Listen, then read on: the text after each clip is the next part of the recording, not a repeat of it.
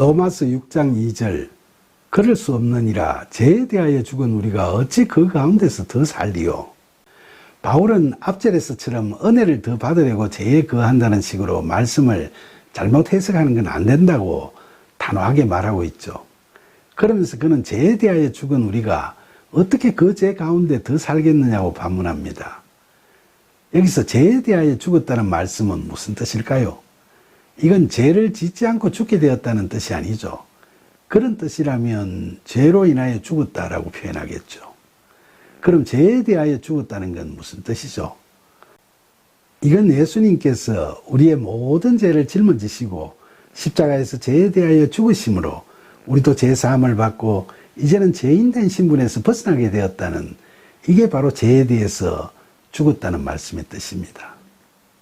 성경에 보면 죄에 대해 죽었다, 율법에 대해 죽었다라는 말씀들이 나오는데 이건 다 우리가 그리스도와 함께 십자가에 못 박혔다는 말과 같이 그렇게 됨으로써 제사함 받고 의롭다 여기심을 받고 율법에서 자유롭게 되고, 다시 말하면 우리의 옛사람이 죽고 그리스도 안에서 새로운 생명으로 거듭나서 성령의 이끄심에 따라 구원의 삶을 살게 되었다는 의미를 갖고 있죠. 그래서 바울은 그런 우리가 어떻게 죄 가운데서 더 살겠느냐고 반문하는 거죠. 바울의 이 말씀은 두 가지 중요한 점을 이야기하고 있죠. 첫째는 앞절에서처럼 복음을 잘못 해석해서 가짜 복음을 받아들이지 말라는 겁니다. 우리가 교회를 다니면서 잘못된 성경 해석으로 미혹에 빠져버리는 경우가 없지 않은 점을 경계하는 거죠. 예를 들면 지난 52화에서도 말씀드렸듯이 교회에 다니는 사람들 중에서도 종종 가계 저주론을 이야기하는 경우가 있죠. 모세가 십계명을 받을 때 하나님께서 우상을 숭배하는 자들에게는 3, 4대까지 이르게 죄를 갚아가겠다고 하신 말씀은 자녀들에게 바른 신앙의 가르침을 전수하라는 권고의 말씀인데 이걸 무슨 협박성 경고처럼 해석을 해서 무시무시한 가계 저주론으로 발전시키고 있는 그런 폐단이 일부 교회에서 나타나고 있죠. 하지만 그 말씀을 전한 모세가 신명기 24장 16절에서 죄의 유전이나 전가는 없다고 분명히 단언하면서 각 사람은 자기 죄로 말미암아 죽임을 당할 것이라고 가계 저주론을 명백히 부정하고 있습니다. 그러니까 하나님의 거룩은 강조해야 하겠지만 사랑의 하나님을 공포의 하나님으로 만들어버리는 우는 범하지 말아야 하겠죠. 또 물리적 풍요가 소망이 되는 요즘의 세태에 맞추어서 확산되어가는 번영신학적 성경 해석도 우리의 신앙을 잘못된 방향으로 이끌어가고 있죠.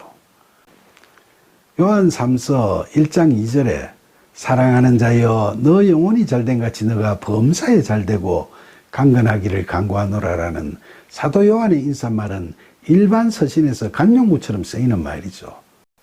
그런데 이걸 너무 의미를 크게 부여해서 하나님께서 믿는 우리들에게 주시는 중요한 약속의 말씀인 것처럼 해석을 하고 신앙을 그 방향으로 이끌어가는 것도 그릇된 것이라고 할 수밖에 없죠. 만약 그게 하나님의 축복의 언약이라면 왜 구한말 우리의 신앙 선배들은 그런 핍박을 당하면서 살았고 왜 예수님 사후 제자들은 그런 박해 속에서 온갖 고생만 하다가 순교했겠습니까? 남들보다 세상적으로 볼 때 더 잘 먹고 잘 살아야 맞는 거잖아요. 그러니까 성경을 그렇게 세속적으로 해석해서 그 방향으로 나아가면 잘못된 신앙으로 영적 죽음을 자초하는 죄를 범하게 될 수도 있는 위험한 일이 될 수 있는 거죠. 오늘 본절의 말씀이 시사하고 있는 중요한 사항으로 둘째로는 은혜에 의한 믿음으로 구원의 삶을 살아가게 된 그리스도인들은 실족해서 죄 가운데서 다시 빠져들어감으로써 성령이 소멸되는 일이 없도록 항상 스스로를 경계해야 한다는 점을 바울이 이야기하고 있다고도 볼 수 있겠죠. 우리가 연약한 육신을 입고 있는 한 그리스도인이라 할지라도 우리는 언제나 성령을 회방하고 성령께서 근심하시는 잘못을 저지를 수도 있죠.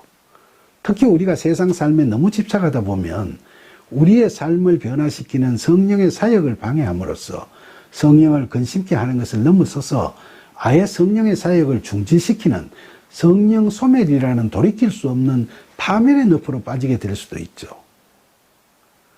어느 누구라도 영적 민감함과 영적 담대함을 잃어버리고 타락의 길로 다시 들어서면서 스스로 성령을 모독하고 어깃장을 놓으며 옛사람으로 되돌아가고자 하면 성령께서는 떠나버리시고 마는 겁니다. 우리는 자칫 잘못하면 신앙적 교만에 빠져 이런 낭패를 당하게 될 수도 있는 거죠. 그래서 바울은 우리에게 고린도전서 10장 12절에서 그런즉 선줄로 생각하는 자는 넘어질까 조심하라는 경계의 말씀을 주신 거죠. 이 말씀처럼 바울은 본절에서도 죄에 대하여 죽은, 즉 죄사함 받고 그리스도 안에 거하게 된 믿음의 사람들이 어떻게 그 죄 가운데 더 살겠느냐고 반문하고 있는 거죠. 그렇게 되어서는 안 된다는 바울의 이 충고가 로마 교인들뿐만 아니라 우리에게도 동일하게 전달되고 있다고 할 수 있죠. 우리가 그리스도인이라고 자처하면서 죄 가운데서 더 살 수는 없는 겁니다. 진정한 그리스도인이라면 실족하지 말라는 바울의 말씀을 붙잡고 늘 경계하고 회개하며 성령의 이끄심을 따라 살아가야 하는 겁니다.